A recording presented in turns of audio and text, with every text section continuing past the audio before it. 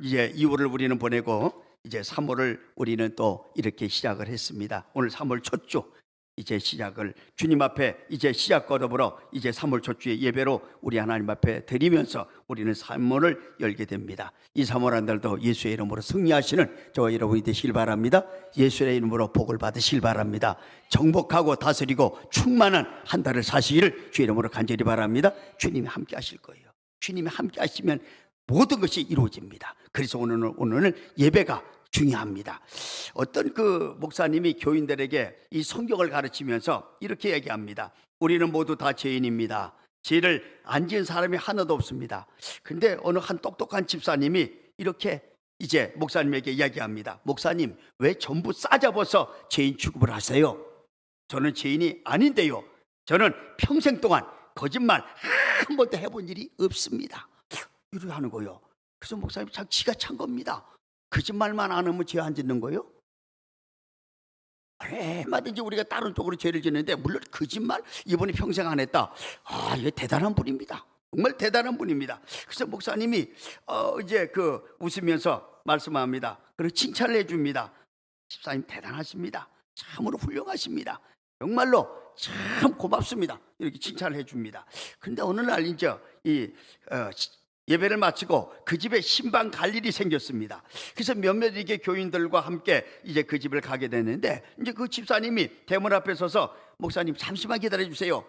그 이유는 뭐냐면 이제 안에 들어가 보겠다는 거예요. 자기가 먼저 가서 뭐 어질러짓거나 뭐 일이 되면 이제 그거 다른 사람에게 보이면 좀 창피하잖아요. 그래서 조금만 기다려 주면 내가 집에 잠시 들어갔다가 다시 나오겠습니다. 그래서 이제 이 집사님이 들어갔네. 그런데 이제 우리 이 성도들이요, 참 보통 또 이렇게 똑똑한 분이 있어요. 이런 분 말고 더 똑똑한 분. 이분이 들어가고 나니까 어떻게 해서 들어갔느냐? 목사님이 이제 밖에 계시는데 한 따라갔던 신방대원 한 사람이 또 뒤를 따라갔겠죠. 가서 이제 그 상황을 본 거예요. 어떻게 봤느냐니까 집에 가니까 엉망진창이 돼버린 거예요. 그냥 막 오만하게 다 어질러져 있고 엎어져 있고 그러면서 그 아들이 둘이 있는데 아들 둘이 막 싸움을 해가지고 하나는 울고 서 있고 하나는 씩씩거리고 있는 거예요. 그러니까 뭐 이 당장 목사님이 이제 그 밖에 서서 들어오시라 할 소리를 못 하는 거예요. 왜? 너무 난장판이 돼 있다 보니까. 그런데 이 아이들이 계속해서 엄마가 이제 그만하라 이래도 계속 하나는 씩씩거리고 하나 울고 있는데, 근데 안 그치니까 이제 그 어머니가 이야기를 합니다. 야, 너들 자꾸 일할래? 지금 저 밖에 누가 와 있는지 알아? 거지 왕초가 와 있어. 그래가지고 거지 왕초가 있어서 네가 계속 울면 그 거지 왕초가 너 잡아간다 이렇게 한 거예요.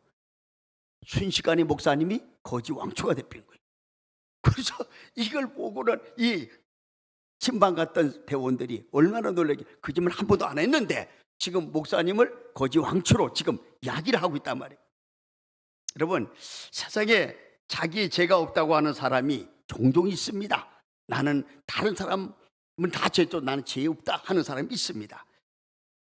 그런데 이 거짓말도 그런 거짓말이 없습니다.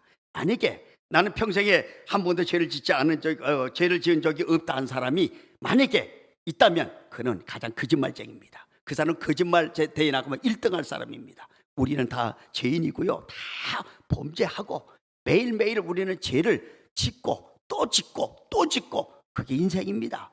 그래서 우리가 예수님이 필요합니다. 왜?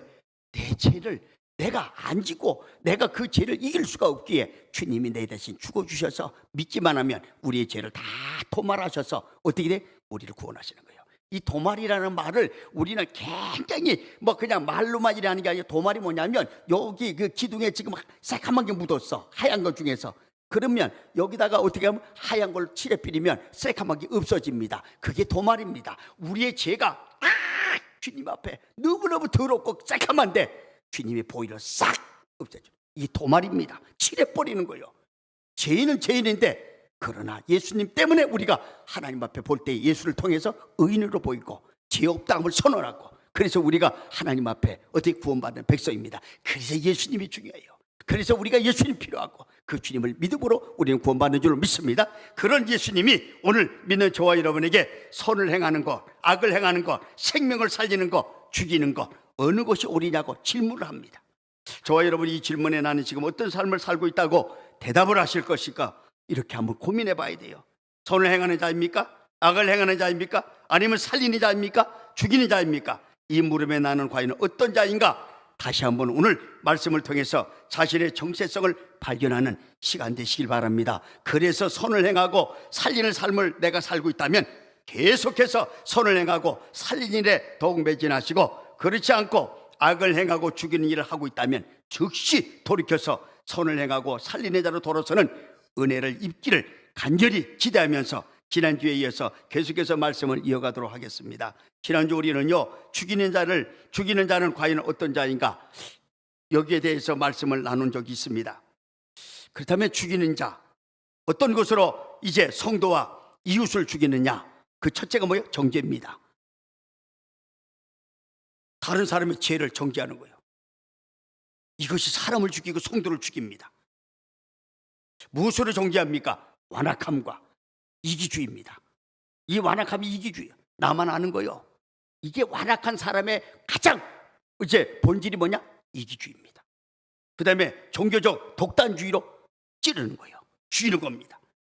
이것으로 교회 안에서는 성도를 죽이고요, 교회 밖에서는 무사람을 죽이는 일을 하게 되는 거예요. 뭐가? 정죄가. 남을 정죄하는 것이 이렇게 무섭습니다. 살인하는 것.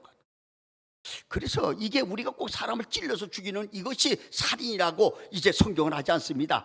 남을 미워하는 것이 곧 살인자라는 거예요. 그래서 우리가 남을 미워하고 남을 정죄하면 이게 곧 살인이 된다는 거예요. 그래서 주님은 우리에게 말씀합니다. 정죄하지 말라는 거예요. 그럼 너희도 정죄함을 받으리라고 주님은 우리에게 경고하십니다. 그래서 이 남을 정죄한다는 거, 이거 이렇게 무섭습니다. 그래서 이 종교적 독단주의가 뭐예요? 나를 잘 믿어. 그러니까 내가 하는 대로 믿어야 돼. 나처럼 신앙생활해야 돼. 이걸 자랑하는 거예요. 아주 잘못됐습니다. 이것이 다른 사람에게 크게 이제 어떻게 죽이는 일을 한다는 거예요. 둘째로 이 편견적 행동입니다. 이 편견적 행동, 이것이 또 사람을 죽입니다. 우리는 때때로 편견적 행동으로 이웃을 해하거나 죽일 수가 있습니다. 그 한 예가 뭐냐면 선택적 교제입니다. 그래서 이 사람을 교제를 해도 이렇게 선택을 해서 교제하는 거예요. 저 사람과 내가 사귀면 좋겠다, 저 사람에게 사귀면 내가 덕을 보겠다, 이래서 선택을 하면서 교제하는 거, 이게 사람을 어떻게 죽이는 일입니다. 마가복음 2장에 보면요, 바리새인들이 예수님을 향해서 어찌하여 죄인들과 세리들과 함께 음식을 먹느냐고 비난하는 장면이 나옵니다. 이것을 달리 표현하면 예수님이 진짜 하나님의 아들이요 거룩한 메시아시라면 어찌 저런 죄인들과 함께 먹을 수가 있겠느냐, 이런 얘기입니다.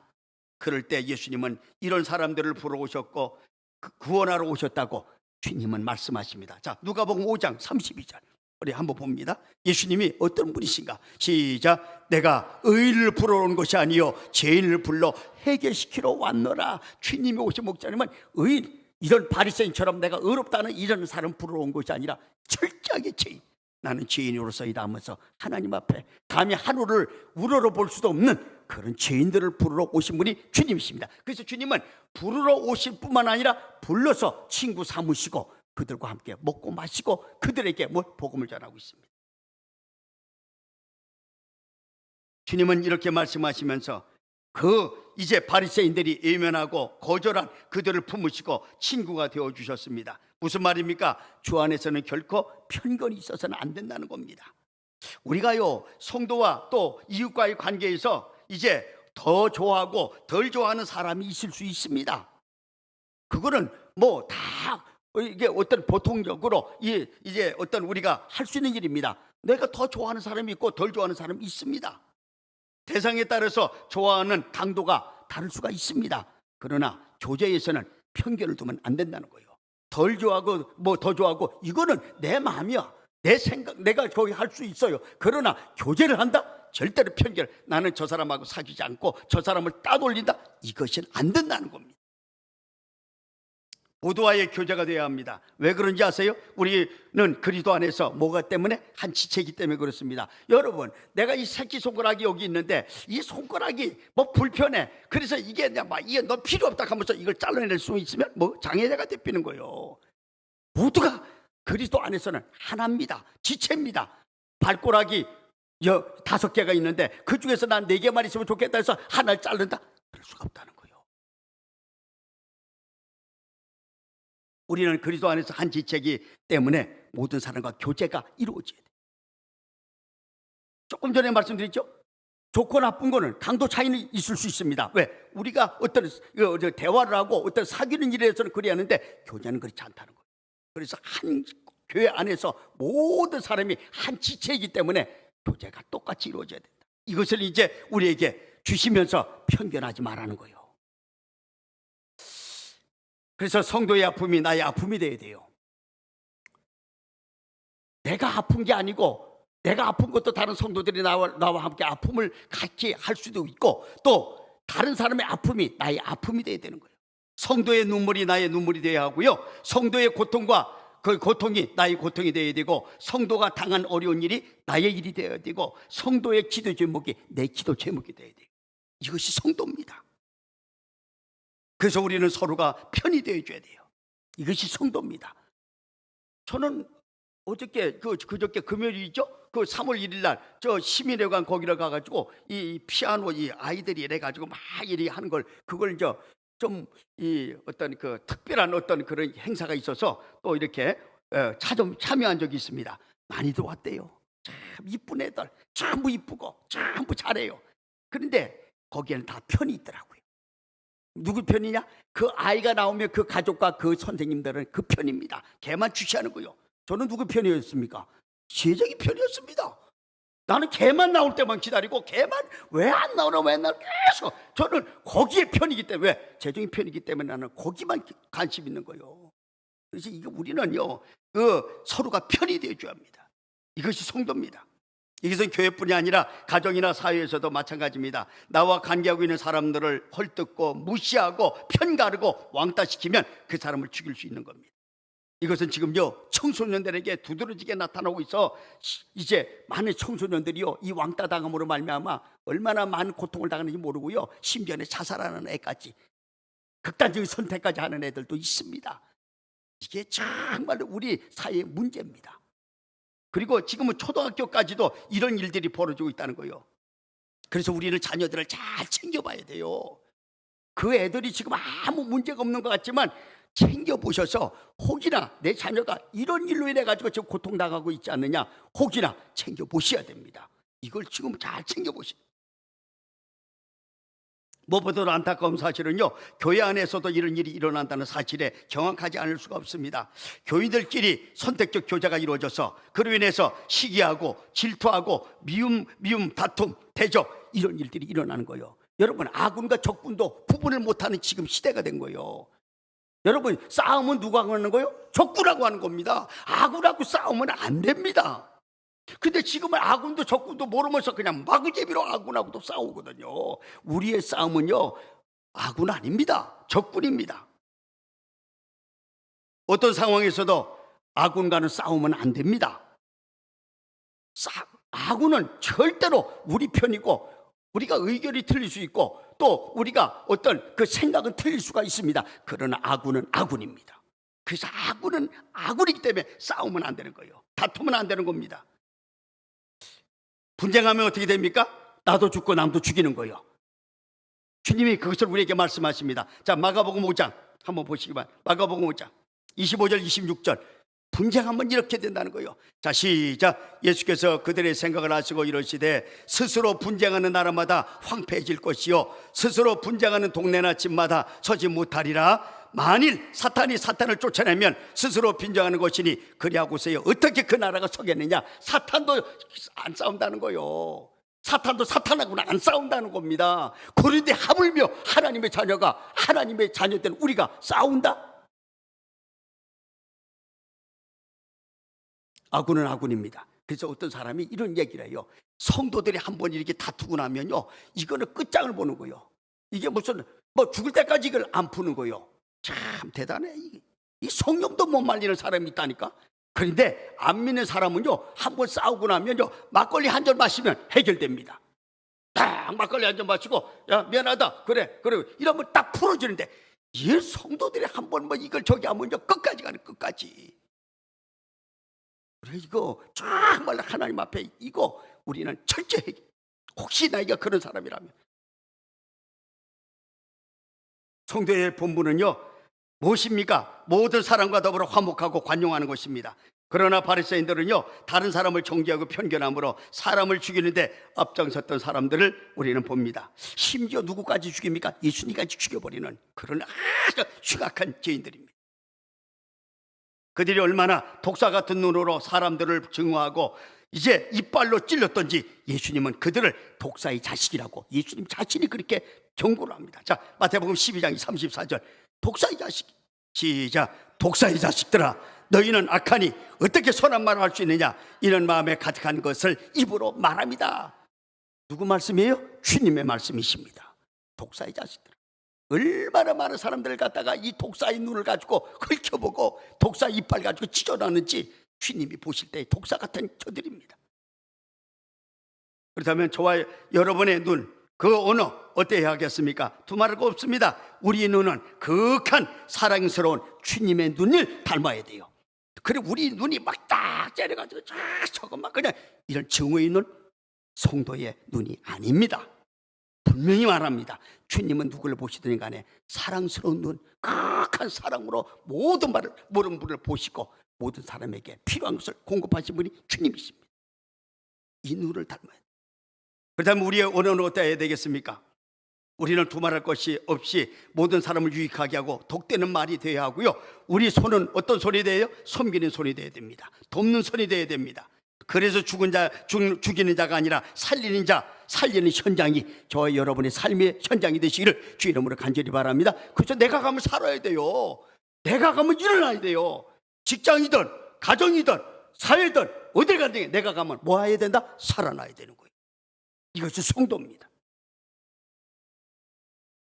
그래서 저와 여러분이 서 있는 곳은 항상 살리는 역사가 일어나시기를 주 이름으로 간절히 바랍니다. 거기에 하나님의 은혜가 머물고요, 거기에 하나님의 눈이 머물고요, 하나님이 기뻐 받으시 기억하신 바 된 삶의 현장이 될 줄로 믿습니다. 그 한 사람 저와 여러분이 되시기를 주 이름으로 간절히 바랍니다. 그렇다면 우리는 어떤 사람이 그러면 살리는 사람은 또 어떤 사람인가? 그러면 살리는 사람을 우리는 보자는 거예요. 지금까지 죽이는 사람이야, 정죄하는 사람, 그 다음에 편견하는 사람, 이런 사람을 죽이는 거고, 그럼 살리는 사람은 어떤 사람인가? 인류 역사상 살리는 대표적인 분이 있는데 그분이 예수님이십니다. 이제 예수님은 이 땅에 오신 목적은 모든 사람을 뭐하러 왔다? 살리러 오셨습니다. 자, 우리 요한복음 3장 16절 17절 한번 봅니다. 16절 17절 시작. 그게 아니고 요한복음 3장 16절 17절. 이게 왜 자꾸 나오고, 하나님이 세상을 이처럼 사랑하사. 자, 그 말씀이 바로 요한복음 3장 16절 17절입니다. 그래서 예수님은 뭐 한다? 살리러 오셨단 말이에요. 하나님이 세상을 이처럼 사랑하사 독생자를 주셨으니 이는 저를 믿는 자마다 멸망치 않고 영생을 얻게 하십니다. 살리러 오셨다. 멸망을 우리를 살리러 오신 분이 누구다? 예수님이십니다. 예수님은 이처럼 살리시는 분이십니다. 실제로 예수님이 계신 곳, 예수님이 말씀하시는 곳은 언제나 사는 역사가 일어났습니다. 여러분, 죽을 병, 불치의 병에서 걸린 자들 주님은 고치셔서 그들을 살려주셨고요, 귀신 들려서 고통하는 자들을 풀어 자유함을 주시고 살려주셨고요, 심지어 육체의 죽음을 맞아 가족과 주변 사람들이 통곡하며 슬퍼하는 곳에 가셔서 죽은 자들을 살려내 주셨습니다. 마가복음 5장에 보면요, 이 해당장 야이로가 자기 딸이 병들어 죽게 돼서 예수님을 찾아옵니다. 예수님, 내 딸을 좀 한번 살려주십시오. 그래서 예수님을 찾아와서 부탁하니까 예수님이 이제 그러면 그 집으로 갑니다. 가다가 누구를 만나요? 그 집 하인이 와서 뭐라 그래요? 당신 딸이 죽었다. 그러니까 예수님 모시고 갈 필요가 없다는 거예요. 그래 여기서 중단하라는 거예요.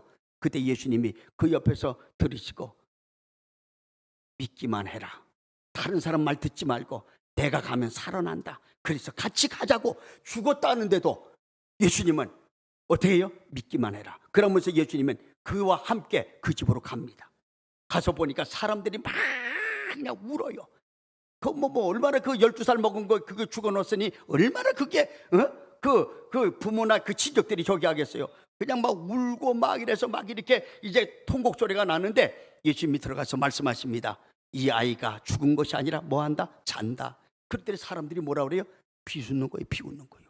어이구 정말 죽었는데 무슨 잔다고? 그러면 자는 것 같으면 깨우면 되는데 지금 이 애가 죽었는데 무슨 그래 비웃는 겁니다. 그 비웃음을 뒤로 하고 예수님은 자기 그 부모 그다음에 제자들을 데리고 그 소녀가 누워있는 그 죽은 그 시체 옆으로 가는 거예요. 가가지고 그를 살려냅니다. 자, 한번 보실래요? 자, 마가복음 5장 41절 42절 시작. 그 아이의 손을 잡고 이르시되 달리다고 마시니 번역하면 곧 내가 내게 말하노니 소녀야 일어나라 하심이라. 소녀가 곧 일어나서 걸으니 나이가 12살이라 사람들이 곧 크게 놀라고늘 또 없어요? 42절. 예. 그래서 이게 놀란 거예요. 그래가지고 예수님이 어떤 가서 소녀야 내가 내게 이르노니 일어나라 하니까 예수님이 볼 때는 어떻게 그 소녀가 잠을 자는 걸로 말씀을 하셨는데 그대로 된 겁니다. 가서 이야기하니까 깨어서 일어난 거예요. 그래서 우리 달리다굼이라는 찬양도 있잖아요. 달리다굼 일어나라. 아주 너무 멋진 찬양. 그래서 예수님이 가면 뭐한다? 살아난다 말이에요. 자, 누가복음 그 7장에 보면 또 나인성 과부의 아들을 살리는 역사가 일어납니다. 나인성의 한 성인데 거기에서 과부 아들이 죽어가지고 행여가 나가는 그 순간에 관에다 손을 얹고 청년아 일어나라 하니까 그 청년이 관 속에서 한번 보십시다. 자, 누가복음 7장 11절 13절 한번 봅니다. 11절 13절 그 앞에 거 7장 11절 13절 안 나와요? 자, 그러면 14절 15절 봅니다. 시작. 가까이 가서 그 관에 손을 대시니 맨자들이 손이라. 예수께서 이르시되 청년아 내가 내게 말하노니 일어나라 하시매 죽었던 자가 일어나 앉고 말도 하거늘 예수께서 그를 어머니에게 어떻게 주신단 말이에요. 지금 어떤 누가복음에 나오는 이 나인성 과부 참 불쌍하잖아요. 옛날에 이스라엘 사람들에게는 남편이 없으면요 저기 가서 불이익을 많이 당하는 거예요. 왜? 모임에 나갈 수가 없어 여자들은. 그래서 남편이 없으면 그 가정은 굉장히 이제 천대를 받고 또 모든 면에서 제해를 시킵니다. 이 모든 모이는 자리에서. 그런데 그 아들이 죽은 거야. 다 아들 하나 있는데. 그러면 이 과부는 이제 의지할 곳이 하나도 없는데 예수님이 그것을 왜 몰랐겠습니까? 나인성에 왜 가셨게요? 이 청년을 살리시기 위해서 가시지 않겠습니까? 나인성에 들어가자마자 성문에서 이제 어떤 과부의 아들이 죽어서 나오는 것을 보고는 그 과부가 통곡을 하고 그 애절하게 우는 그 모습을 보고 예수님은 관을 멈춥니다. 그들의 행여를 멈춥니다. 그러면서 관에 손을 얹고 청년아 내가 내게 명하니 일어나라 하더니 그 청년이 그 죽은 청년이 일어나서 어떻게 누구한테 줘요? 어머니한테 지금 딱. 주님은 이런 분이십니다. 주님은 이런 분이죠. 우리의 모든 형편과 처지를 너무 잘 아시고 거기에 필요한 은혜를 순식간에 순간순간 베푸시니까 주님이신 줄 믿습니다. 그리고 요한복음 11장에 보면요 죽은 나사로를 살리는 역사가 일어납니다. 이 나사로를 살리는 것은요 더욱더 이거보다 심각합니다. 왜? 죽은 지 나흘이나 돼서 냄새가 나는 그 시체, 누가 봐도 이거는 썩은 냄새가 나는, 이제는 이 시체가 죽은 지가 나흘이 됐기 때문에 서서히 썩어 들어가는 그 사람을 살리는 역사도 주님이 행하십니다. 자, 요한복음 11장 39절. 자, 요한복음 11장 39절. 자, 시작. 예수께서 이르시되 돌을 옮겨 놓으라 하시니 그 죽은 자의 누이 마르다가 이르되 주여 죽은 지가 며칠 됐다? 나흘이나 되었으며 벌써 뭐가 나? 냄새가 나는 거예요. 시체 썩은 냄새가 나는 거예요. 이거는 도무지 이제는 산다는 것은 0.001% 전혀 이제 가능성이 없는 그 시체가 지금 있습니다. 그래서 이게 이제 자기 누이 동생이 지금 말하는 거예요. 주님 지금 나흘이나 돼 썩은 냄새 나는데 지금 뭐 하시려고 무덤 문을 열으라고 하십니까? 그때에 주님이 말씀하십니다. 요한복음 11장 40절. 시작. 예수께서 이르시되 내 말이 내가 믿으면 하나님의 영광을 보리라 하지 아니하였느냐 하시니 이렇게 말씀하시고 이제 무덤 문을 열고 나니까 주님께서 그 위에 행한 행동이 있습니다. 요한복음 11장 41절 44절 자 봅니다. 시작. 돌을 옮겨 놓으니 예수께서 눈을 들어 우러러 보시고 이르시되 아버지여 내 말을 들으신 것을 감사하나이다. 항상 내 말을 들으시는 줄을 내가 알았나이다. 그러나 이 말씀 없는 것은 둘러선 무리를 들을 위함이니 곧 아버지께서 나를 보내신 것을 그들로 믿게 하려 함이다. 이 말씀을 하시고 큰 소리로 나사로야 나오너라 하시니 죽은 자가 수족을 배로 동인 채로 나오는데 그 얼굴은 수건에 쌓였더라. 예수께서 이르시되 풀어놓아 어떻게 하라? 다니게 하라 하시니라. 죽은 지 나흘 썩은 시체 그 앞에 가서 생명 되신 예수님이 생명을 불어넣으니까 썩은 시체까지도 살아서 떠벅떠벅 나와서 살아난 역사가 일어납니다. 이후에 보면요, 이 나사로 때문에 얼마나 많은 사람이 예수 믿은지 아세요? 나사로가 살아난 그 모습을 보려고 그 나사로의 집에 날마다 사람이 몰려오는 거예요. 그때 그들에게 증거한 게 예수님이 나를 살리셨다, 죽은 나를. 그래서 복음을 줘. 이처럼 주님이 계신 곳, 주님이 말씀하시는 것, 언제나 살아나는 역사가 일어난다는 사실입니다. 주님은 죽이시는 분이 아니라 살리시는 분입니다. 오늘 본문에도 예수님이 살리시는 모습을 우리는 볼 수 있습니다. 본문이 어떻게 시작됩니까? 자, 마가복음 3장 1절 이렇게 시작됩니다. 자, 시작. 예수께서 다시 해당에 들어가시니 한쪽 손 마른 사람이 거기 있는지라. 예수님께서 해당에 들어가셨습니다. 해당에 들어가자마자 맞으신 사람이 있었는데 바로 손 마른 사람이었습니다. 근데 유대인의 지난번에도 제가 말씀드렸지만 유대인의 고전에 보면요, 이 사람은 석수쟁이입니다. 석수쟁이가 뭐 하는 사람이에요? 돌 깨고 다듬는 일로 생계를 꾸려가는 사람이 석수입니다. 그런 그가 손이 말랐다는 거예요. 그렇다면 어떻게 돼요? 그 일을 못한다는 얘기입니다. 이것은 그에게 치명적인 상황입니다. 왜? 일을 해서 먹고 사는 손이 말랐기 때문에 그가 어떤 일을 해서 생계를 유지할 수 없는 그런 상황, 이것이 그에게 가장 어떤 이제 치명적인 상황입니다. 자신이 하던 일을 할 수 없기 때문에 그는 이제 생계도 위험이 있고요, 또 다른 사람들에게 가게 되면 부끄러운 거예요. 이제 왜? 손병신이 됐기 때문에. 한마디로 말해서 손병신이 됐다는 거예요. 손이 말랐다, 전혀 이게 움직이지 않고 쓸 수가 없는 손병신이 됐다는 거예요. 이렇게 해야 우리가 딱 감이 와요. 그래, 손이 말랐습니다 이러면 아이고 뭐가 뭐 조금만, 그러니까 병신이라 하면은 금방 이 강단에서 이런 단어를 쓴다는 게 좀 죄송스럽지만 그렇습니다. 손병신이 됐다는 거예요. 그런 그가 무슨 연유로 그날 해당에 왔는지 모르나 그런 그를 누가 보셨다? 주님이 보셨습니다. 근데 이 장면을 보면서 저는요, 주님이 이곳에 오신 그 분명한 그 이유가 있는데 그를 치료하러 오셨지 않느냐. 영적으로 우리가 보면 그래요. 성령의 조명을 비춰서 우리가 그 예수님이 이곳에 오신 그 내용을 보면 이 사람 한 사람 고치기 위해서 이곳에 오셨어요. 감동이에요, 감동. 주님은 항상 찾아가셔서 치료하시고 살려주시는 분, 그분이 주님이십니다. 여러분, 요 앞절에 보면은 이 혈류병 여인이 나와요. 12회 12년 동안을 피를 쏟은 사람이야. 하혈을 한 사람이야. 그러니까 이게 무슨 뭐 피를 매일 12년 동안 쏟아놓으니까 지금 그 사람의 그 몰골이 어떻겠어요? 그냥 막 이게 시체 같은 뼈만 남으니 그런 상태입니다. 움직이는 것 자체가 힘든 그런 이제 사람인데, 예수님이 따라 이제 가르치는 곳에 이제 예수님을 만나면 자기 병이 치료받을 것 같은 그런 믿음을 가지고 예수님을 만나러 가는데, 예수님을 만나러 가면 어떻게 돼요? 수많은 사람이 무리가 예수님을 둘러싸있기 때문에 이 성한 사람, 이 젊은 사람, 장정도 예수님 가까이 가기가 힘든 상황입니다. 왜? 몇만 명이 모여들어요. 최소 2만 명이 모여서 다니는데 그걸 뚫고 간다? 이 혈류병 여인이 다 말라가지고 지금 쓰러지는 그 여인이 지금 예수님을, 그 사람들을 해치고 예수님을 찾아간다? 어림도 없습니다. 그런데 우리가 성령의 조명을 통해서 생각하면 주님이 이 여인을 벌써 아시고 이 여인이 있는 곳으로 주님은 방향을 틀어서 주님이 와주시는 거예요. 와주시는 거예요. 지금 저 여인이 좀 이제 나를 옷자락이도 만지면 내 병이 낫겠다는 그 믿음 가지고 내 옷을 만지라고 주님은 그 여인 곁으로 와주시는 겁니다.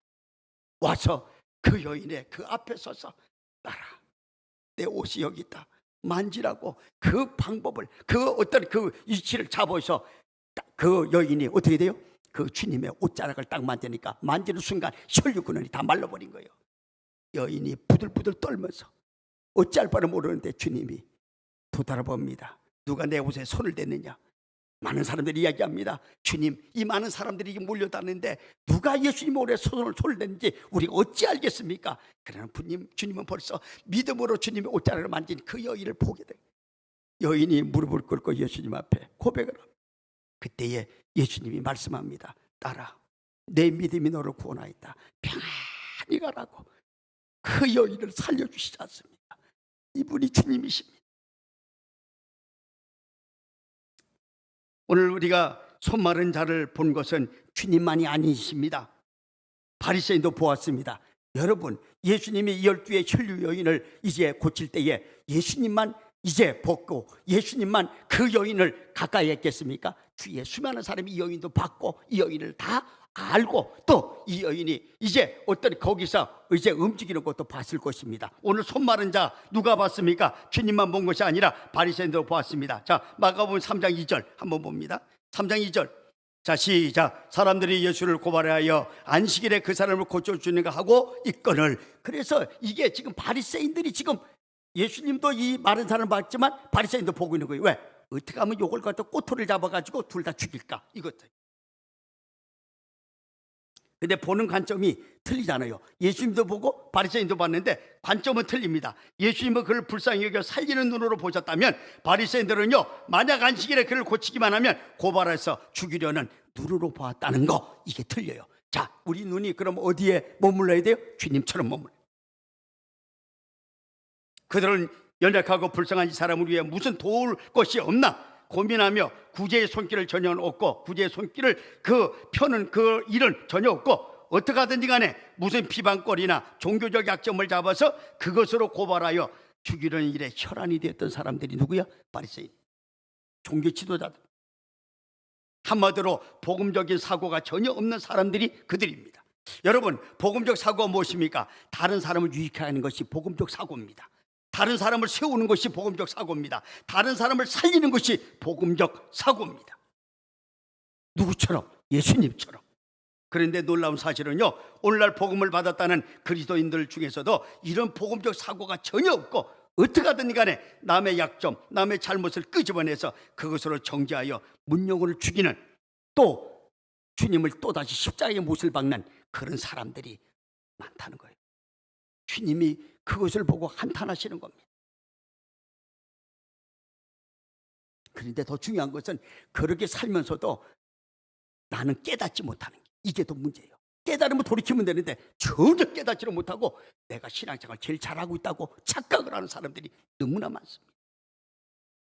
혹시 저와 여러분이 한 사람인 줄로, 한 사람이라면 한번 자기를 돌아보고 그 한 사람에서 예수님의 삶으로 돌아가는 저와 여러분이 되시길 바랍니다. 그래서 살려야 돼요. 옛날에 이런 사람이 있었어요. 지금 우리 이제 12월 달에 구세군 나오잖아요. 이 종치고 하는 사람, 이런 거. 그 구세군에 창설하신 그 부두대장이 이 구세군을 창설한 그 이유가 딱 이거였어요. 지난번에도 말씀드렸는데 안 들은 분이 있기에 또 이야기합니다. 이 딸랑딸랑 가지고 구세군에게 자손 낭비를 하는 그 일이 어떻게 이루어졌느냐, 구세군이 어떻게 생겼느냐, 그 구세군 창설자 부두대장이라는 사람이 예수님을 너무 자기 때는 잘 믿은 거야. 엄청 나같이 믿어야 된다는 거예요. 이게 이제 종교적 독단주의로 있는 그 한 사람이 다른 사람이 믿는 거 보니까 막 그냥 엉터리 같아.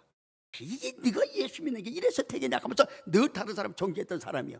그래서 자기가 최고로 예수를 잘 믿는 사람으로 자기를 착각하면서 그렇게 이제 다른 사람들에게 종교를 했는데 어느 날 꿈을 꾼 거예요. 꿈을 딱 꾸는데 보니까 뭐 예수님이 이제 십자가를 딱 이렇게 했는데 예수님을 또다시 십자가의 못을 박는 사람이 딱 있는 거예요.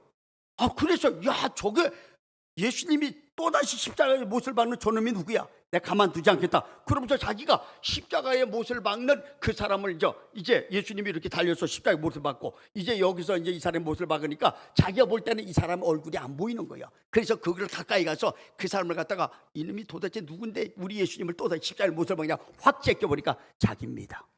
자기가 지금 예수님을 또다시 십자가의 못을 박고 있는 거예요. 가장 예수를 잘 믿고 가장 자랑하고 다니던 자기가 지금 예수님을 또다시 십자가의 못을 받고 있는 그 광경을 보고는 자기가 깜짝 놀라서 그때서부터 모든 것을 내려놓고 구세군을 창설한 거예요. 그래서 모든 사람에게 나눠주는, 베푸는 그 삶에 앞장선 사람이 뭐예요? 구세군의 그 부두대장이 이것을 창설했다는 거예요. 여러분, 우리는 예수님을 살린 자가 될지언정 죽이는 자가 되면 안 됩니다. 바리새인처럼 그런 삶이 살면 우리는 안 됩니다. 요한복음 8장에 보면요, 가늠하다 잡혀온 한 여인이 있습니다. 여러분, 이 가늠하면 그 현장에서 잡혔다, 이 죽습니다. 돌에 맞아 죽는 것이 본래 율법입니다. 그래서 가늠하다 잡혀온 여인이 있었습니다. 근데 이때 이 바리새인과 서기관들이 이 여인에 대해서 한 그 언행이 있습니다. 자, 요한복음 8장 3절 5절 한번 봅니다. 시작. 서기관들과 바리새인들이 음행 중에 잡힌 여자를 끌고 와서 가운데 세우고 예수께 말하되 선생이여, 이 여자가 가늠하다가 현장에 잡혔나이다. 또 다시 모세는 율법에 이러한 여자를 돌로 치라 명하였거니와 선생님은 어떻게 말하겠습니까? 지금 주님 앞에 묻는 거예요. 모세는 율법에는 가늠하다 잡혀오면 돌로 쳐서 죽이는 것이 법인데 예수님은 도대체 이 여자를 어떻게 할 겁니까? 이렇게 지금 묻습니다. 이런 그들에 대한 예수님의 대답 봅시다. 자, 8장 7절 봅니다. 시작. 그들이 묻기를 맞이하는지라 이에 일어나 이르시되 너희 중에 뭐가 없는 자가 지혜 없는 자가 먼저 뭐 하라고? 돌로 치라고 하는 거예요. 너희 중에 그래, 이 여자가 이 간음에서 잡혀가지고 지금 돌로 맞아서 죽어야 마땅한데 혹이나 너희 중에 죄가 없는 자가 있으면 먼저 쳐라. 주님의 말씀입니다. 이때에 주님의 말씀을 들은 그들의 그 이제 반응이 어떻습니까? 요한복음 8장 9절입니다.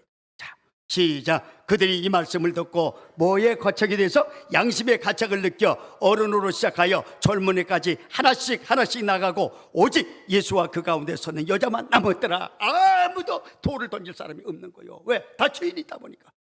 죄 없는 자가 치라 하는 때는 전부 빠져나가는 거예요. 슬슬슬슬슬. 그렇다면 주님은 어떻게 하셨는가? 이 여인에 대해서 자, 결론입니다. 예수님의 결론. 요한복음 8장 10절 11절 시작. 예수께서 일어나서 여자 위에 아무도 없는 것을 보시고 이르시되 여자여, 너를 고발하던 그들이 어디 있느냐? 너를 정죄한 자가 없느냐? 대답하여 주여 없나이다. 예수께서 이르시되 나도 너를 정죄하지 않았노니 가서 다치를 죄를 범하지 말라 하시니라. 주님도 정죄 살리는 겁니다. 죽어야 될 이 여인을 주님은 살려서 이에게 복음을 주십니다. 주님은 어떤 죄도 정죄하지 않으시고 용서와 사랑으로 살리시는 분이셨습니다. 그렇다면 믿는 저와 여러분의 삶은 어때야 합니까? 살리는 삶이 돼야 되지 않겠습니까? 누구처럼? 예수님처럼. 왜 그렇습니까? 죽었던 내가 예수 그리스도로 말미암아 살았기 때문에 그렇습니다. 자, 에베소서 2장 4절 5절 한번 봅니다. 시작. 궁궐이 풍성하신 하나님이 우리를 사랑하시는 그 큰 사랑을 인하여 허물로 죽은 우리를 그리스도와 함께 살리셨고 너희는 은혜로 뭘 받았다? 구원을 받았다는 거예요. 여러분, 우리 이렇게 살지 못함을 우리는 안타까워하고 주님 앞에 철저히 회개하는 저와 여러분이 되시길 바랍니다. 우리는 이 은혜를 받은 자입니다. 그래서 마땅히 살리는 자가 되어야 합니다. 누구처럼? 예수처럼, 바울처럼 우리는 살리는 자가 되시길 바랍니다. 우리 한번 이 찬송 한번 부르시면서 오늘 설교를 마감하겠습니다. 낮의 해처럼 밤의 달처럼. 이 가사에 저와 여러분이 도전이 있고 회개가 있고 그래서 우리의 삶이 돌이키는 그런 삶으로 돌아가는 은혜가 있으시길 바랍니다.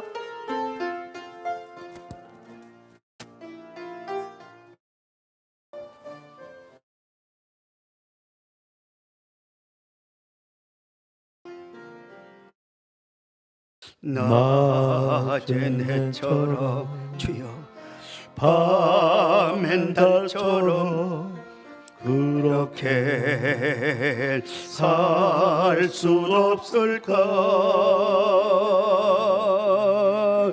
욕심도 없이 얻은 세상 비추어 온전히 남을 위해 살듯이 나의 일생에 꿈이 있다면 이 땅에 빛과 소금 되어 가난한 영혼 지친 영혼을 주님께 인도하고 본데 나의 욕심이 나의 못난 자가 언제나 커다란 진대여 나를 짓눌러 마음을 곤곡해 하니 예수여 나를 도와주소서. 예수님처럼 바울처럼 예수님처럼 바울처럼 그렇게 살 순 없을까? 남을 위하여 당신들의 온몸을 온전히 버리셨던 것처럼 주의 사랑은 주의 사랑은 베푸는 사랑 값없이 거저 주는 사랑 그러나 나는 주는 것보다 받는 것 더욱 좋아하니 나의 입술은 주님 닮은 듯하나 내 마음은 아직도 주하여 받을 사랑만 계수하고 있으니 예수여 나를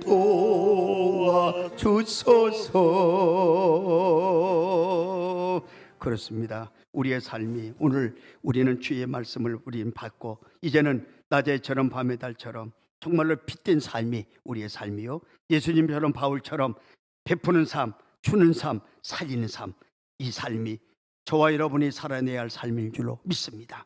이제 오늘 3월의 첫 주, 오늘 이 거룩하고 복된 날 우리는 이 결심이 있는 저와 여러분이 되시길 바랍니다. 그래서 우리가 가는 곳마다 사는 역사, 회복의 역사, 놀라운 기적의 역사가 저와 여러분 삶 가운데 일어나시기를 주의 이름으로 간절히 바랍니다. 우리 한번 기도하겠습니다.